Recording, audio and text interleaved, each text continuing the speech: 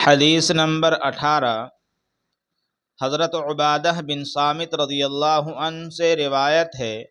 جو بدر کی لڑائی میں شریک تھے اور لیلۃ العقبہ کے 12 نقیبوں میں سے تھے۔ فرماتے ہیں کہ رسول اللہ صلی اللہ علیہ وسلم نے اس وقت جب آپ کے گرد صحابہ کی ایک جماعت بیٹھی ہوئی تھی، فرمایا کہ مجھ سے بیعت کرو اس بات پر کہ اللہ کے ساتھ کسی کو شریک نہ کرو گے، چوری نہ کرو گے،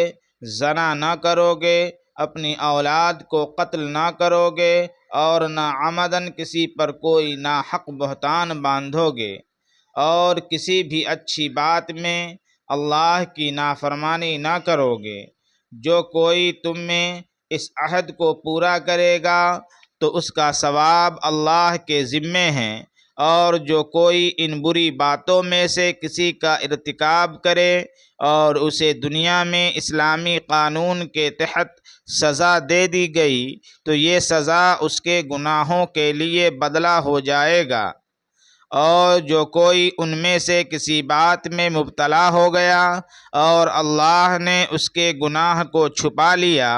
تو پھر اس کا معاملہ اللہ کے حوالے ہے، اگر چاہے معاف کرے اور اگر چاہے سزا دے دے۔ عبادہ بن صامت رضی اللہ عنہ کہتے ہیں کہ پھر ہم سب نے ان سب باتوں پر آپ صلی اللہ علیہ وسلم سے بیعت کر لی۔